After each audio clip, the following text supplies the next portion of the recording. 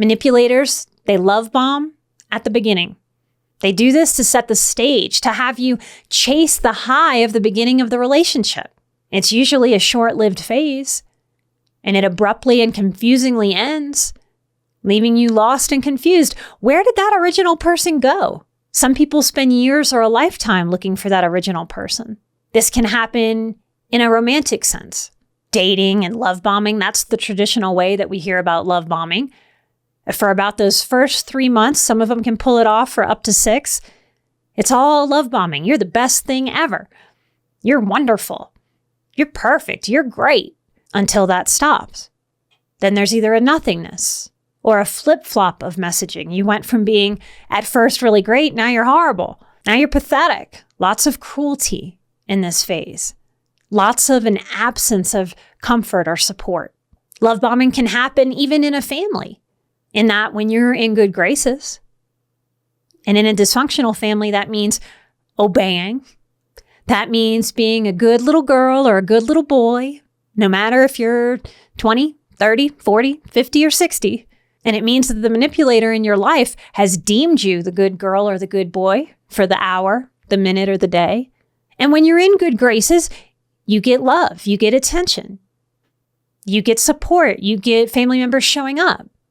I can make the argument that this is sort of a familial love bombing. But if you disagree, if you stand up in your adultness, if you go against family tradition, you might get ice for disagreeing, for being different. Differentiation, growing up into your own separate and different person from your family of origin, is typically not allowed where there's a lot of manipulation in a family system, and that is punished. The opposite of love bombing might be a love evacuation, and that is intended to punish you, to hit you in that universal human pain of feeling lonely and abandoned. And that's designed to get you to behave to their liking, to their ideals, to get you back in line, following the rules of the family system. No matter how dysfunctional, no matter how healthy, just wanting you to obey, to be similar and not different. Love bombing can happen at work too, with a boss or a company. It can be very charming. The offers at the beginning can sound amazing, but as you get into that job, you start to realize the glowing shininess that was presented to you. Maybe you were pitched a bunch of vacation days, and that sounds great on paper until you try to take them. Then you get shamed, controlled, manipulated, used. Some narcissistic bosses rage. They lose it at their staff. They'll take credit for your work and expect you to go along with that, punishing you if you confront that behavior. Highly sensitive people can learn to be more like Teflon than sponge, so that bad behavior can slide right off. It'll still take energy.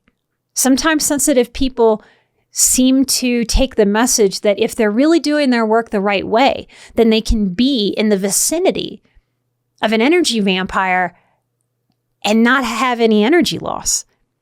We can certainly get better at retaining our energy, but it's like we're holding a force field. And just like in every sci-fi movie you've ever seen that held a force field, you can't just hold a force field indefinitely, because that takes energy. If you're going to hang out with an energy vampire, you are likely to have a loss of energy, though you can manage that better in degrees. Comment with the number 323 to get a link to the full episode. Remember to find Emotional Badass wherever you get your podcasts. Make sure to hit that subscribe and follow button to get more videos like this in your feed.